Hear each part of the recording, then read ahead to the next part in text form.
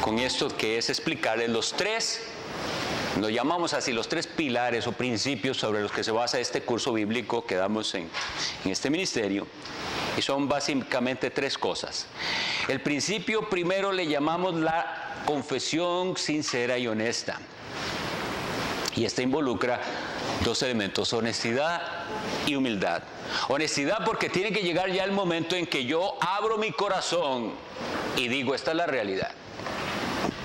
Ustedes me ven aquí en la iglesia, yo participo en todo y esto es lo que yo soy, la verdad. Y con esto he estado luchando por este tiempo. Tiene que hablar la verdad, hablar con verdad, sacar a la luz el pecado. Confesar. Proverbios 28:13. El que encubre su pecado no prosperará. Hay que confesarlo, apartarse y alcanzar la misericordia. Vengo ante idealmente los pastores, o un pastor, un anciano, un hermano maduro en la fe, discreto, y le digo, esto es lo que yo estoy luchando, hermano. Un principio de honestidad, ya no vivir de apariencias, ya no estar más preocupado por lo que otros piensan de mí, sino por lo que Dios piensa de mí. Y es un principio también de humildad, porque yo al pedir ayuda estoy diciendo, yo no puedo solo, ayúdeme. Y tiene que haber una mano para el hermano, decirle, yo voy con usted en todo este proceso hasta que el Señor le restaure, hasta que usted aprenda a caminar en libertad, hasta que usted aprenda a caminar. Y Santiago 5:16, también lo cito ahí, que dice, confesaos vuestras ofensas unos a otros y orad unos por otros para que seáis sanados. La oración eficaz del justo puede mucho. No son procesos esos nuevos de sanidad interior y otros inventos. Es simplemente la honestidad de hablar con verdad y de pedir ayuda. Y de ir y que saber que usted tiene un hermano al cual puedo llamar y decirle, hermano, estoy con problemas, vamos a orar juntos, nos reunimos con una frecuencia a ir a la palabra y a la oración, pero esos métodos como que a la gente no le gustan. El segundo principio es lo que llamamos la amputación radical. Mateo 5:29, por tanto, si tu ojo derecho te es ocasión de caer, sácalo y échalo de ti, pues mejor te es que se pierda uno de tus miembros y no que todo tu cuerpo sea echado al infierno. Lo que sea que tenga que quitar de su vida, quítelo. Si eso le lleva a pecar, tenemos que decirle así. O al riesgo de pecar, quítelo. Pero tristemente, un caso, para que vean lo mal que están las cosas, un estudiante sabe que tener el televisor en su propio cuarto le es tropiezo, porque a tal y cual hora, no sé, hay programas inmorales y por eso caía.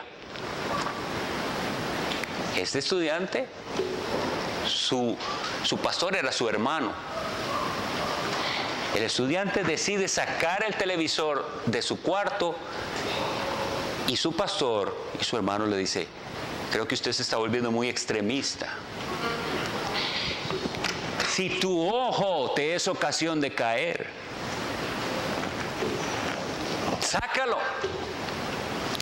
Y esto nos confronta también con el estándar tan mundano que reina en la iglesia, tan igual al mundo, los cristianos tan parecidos al mundo, y entonces cuando ven a alguien que sí quiere buscar la santidad lo ven raro.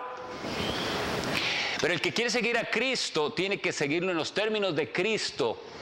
Y es, niéguese a sí mismo y tome su cruz y sígame. Y niéguese a sí mismo es, sí, usted puede sentir las tendencias que sea y los deseos más extraños del mundo, pero usted quiere seguir a Jesucristo. Niéguese a sí mismo y sígale. Siga a Jesucristo. De Él van a venir las fuerzas, porque Él no nos dejó solos.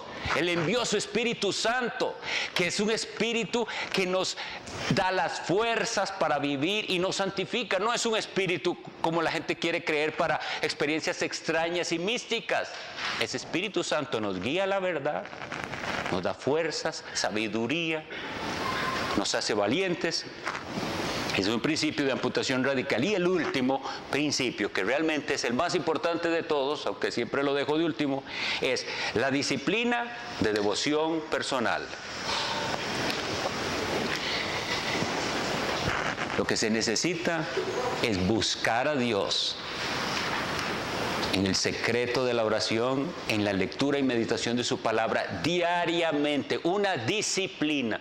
No hay nada que afecta más a los que llevan este curso que la falta de disciplina. Excusa tras excusa tras excusa de por qué no pude hacer la lección. Y algunos que están aquí saben de lo que estoy hablando yo porque conocen el ministerio. La gente no puede comprometerse a hacer algo habitualmente, no tienen disciplina y así es su vida espiritual.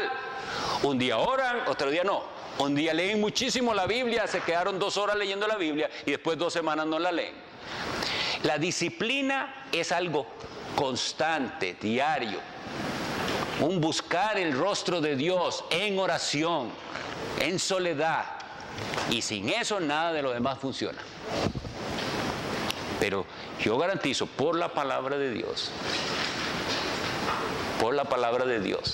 no por nuestros testimonios, porque ahí están, si ustedes van a la página van a ver testimonios nuestros, de los que estuvimos atrapados en el pecado y el Señor nos libertó, pero esto no se trata de venir y dar un gran testimonio. Yo pudiera haber tomado esta hora para hablar de las tremendas cosas que yo hice en el pasado y de las que Dios me libró, y entonces yo soy la estrella.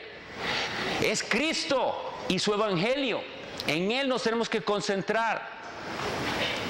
Y sí, les invito, vayan y vean, porque sí, es bueno y da gloria a Dios ver almas rescatadas. Pero nuestro mensaje no se basa en los testimonios personales.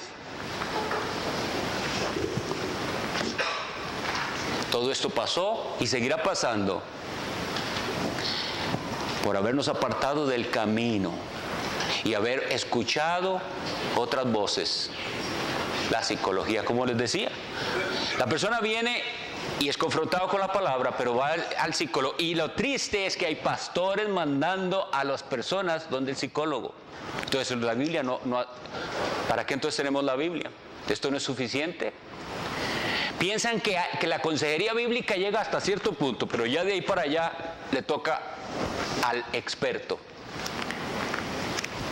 Nosotros tenemos que ser expertos en la Biblia para aplicarla a todas las áreas de la vida y en particular a estos pecados que esclavizan.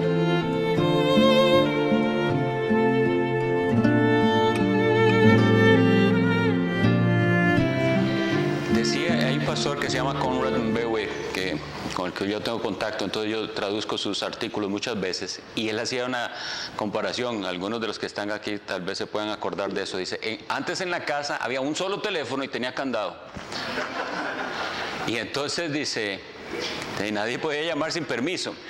Ahora todo el mundo tiene teléfono, y además decía él, pero uno pensaba que con los hijos, con solo no le dé el número a nadie, ya con eso se salva, ¿verdad? Nadie tiene por qué llamarme ni tener mi número. No, es que ahora el bombardeo es terrible. Hay, como decía él, hay como depredadores sobre sus hijos. Ellos van a estar recibiendo mensajes y sugerencias inmundas. Ahora, esto es grave. El tema sería para hablar de muchísimo, pero el asunto... Y algo que se me olvidó decir, y igual para que lloremos ante Dios de la situación de la iglesia, es qué fácil es criticar cuando se oye que los curas y la pedofilia, etcétera. Yo sé de casos en los cuales los chicos abusados me dicen, ¿cómo pasó esto? El maestro de escuela dominical. O sea, esto es terrible. Esto es diabólico, está por toda parte, pero ¿cómo es que vamos a trabajar contra esto? Con la palabra de Dios, usando los métodos de la palabra de Dios, pero de lo que hablábamos. Si las iglesias ni siquiera saben de qué se trata la disciplina eclesiástica, nunca han oído de eso, ¿cómo se tratan los casos? ¿Se quedan callados? ¿No se dice nada? Nada más, hay todo un proceso. La iglesia del Señor tiene que ser limpia, santa. Y los métodos nos ha dado el Señor Dios cómo. Ahora, quisiera hablar de una cosa que el pastor Carlos Cruz dijo y que no quiero que se me olvide. Sí, ya. Y hermanos, sí, este no es el único pecado. No enfaticemos de que este es el pecado especial contra el que vamos a luchar. No, y también tengamos la actitud correcta ante el pecado. Esto no es de reírse, esto no es de hacer chistes de la persona que está luchando con esto. El pecado es serio, ofende a Dios. ¿Por qué nos va a dar risa algo que ofende a Dios? Tiene que dolernos en nuestra alma. Y si es un hermano el que está cayendo en ese pecado más. Si somos un ejército, la iglesia, ¿cómo es que este ejército, si un soldado está herido, lo deja ahí? Tiene que ir y alzarlo y llevarlo al médico divino, que es Cristo. Si es un hermano en la fe, hay esperanza para él.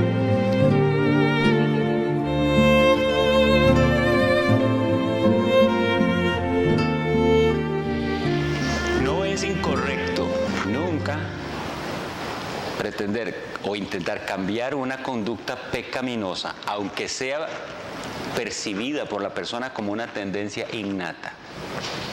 La Biblia lo que dice es: porque si vivís conforme a la carne moriréis, mas si por el Espíritu hacéis morir las obras de la carne viviréis. Y la Biblia nos manda: haced morir pues lo terrenal en vosotros: fornicación, impureza, pasiones desordenadas, malos deseos y avaricia, que es idolatría.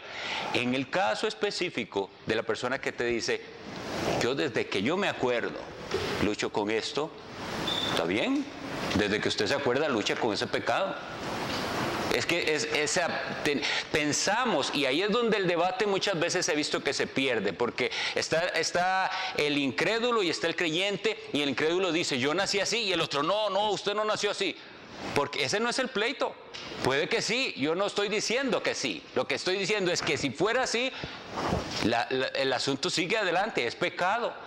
Yo suelo hacer la comparación que a la gente le cuesta entender o no le gusta que la haga con respecto a la tendencia a la violencia. Un niño desde pequeño es un chiquito, como llamamos nosotros, malcriado desde que nació. Y pega gritos y se revuelca, y siempre fue así. Entonces yo digo, desde que nació es así, no voy a corregirlo porque eso, así venía él. Y ese chiquito después se hace un violento en la sociedad. Claro, ellos jamás van a aceptar la equiparación que estoy haciendo de un pecado de violencia contra los demás que con algo que es un placer sexual, pero es lo mismo, la tendencia a cualquier pecado. Y entonces, si usted, que como hoy le dicen, si el niño tiene una tendencia desde muy pequeño a portarse como una niña o al revés, usted no haga nada. Es igual como si usted entonces tampoco tiene derecho de corregir su violencia, su egoísmo, su codicia, etcétera, cualquier pecado. Entonces, si nosotros tenemos esto bien claro, el argumento sigue válido. ¿Qué nos llama el Señor a nosotros? A mortificar el pecado. Ese es el pecado contra el que usted tiene que pelear y matarlo, sea cual sea. Y la otra es un cambio de conducta suficiente. Y aquí es donde es importante. El cambio de conducta no debe ser un fin en sí mismo o un medio para alcanzar metas de valor temporal. El que profesa la fe cristiana se esforzará para aprender a pelear contra la tendencia a cualquier pecado, porque tiene la esperanza puesta en Jesucristo. Y dice: todo aquel que tiene esta esperanza en Él se purifica a sí mismo como Él es puro. Y nosotros sabemos: si pues coméis o bebéis o hacéis cualquier otra cosa, hacedlo para la gloria de Dios. La gente tiene metas. De hecho, por ejemplo, en el caso específico del gay, ¿qué quiere él? Que Dios le quite sus tentaciones para siempre y que él ahora tenga tentaciones con mujeres. O sea, él quiere cambiar de pecado, ¿verdad? No se trata de cambiar de pecado. Y ese es otro asunto. Un joven de un sitio muy muy bueno que se llama I'll Be Honest, él decía que en su iglesia, cuando él veía, sus amigos, veamos la situación, eso que dijo Sergio, que ellos leían cuando dice la Biblia al respecto de esto: si tu ojo te es ocasión de caer, y que mire que si usted mira a la mujer de su prójimo, ya adulteró en su corazón. Y ellos decían: eso no puede significar esto, porque si no ustedes todos vamos para el infierno. Pero él prefiere entonces reinterpretar lo que decía. No, eso no es lo que está diciendo. ¿Quién sabe qué será lo que dice? Pues eso es lo que dice. Que si usted dominado de ese pecado, de lujuria y esclavizado a eso, no heredará el reino de Dios. Como cristiano está mandado a pelear, a matarlo, a luchar, a hacer lo que sea. Pero hay esperanza. Y con esto yo creo que ya voy a terminar. Apocalipsis 12:11.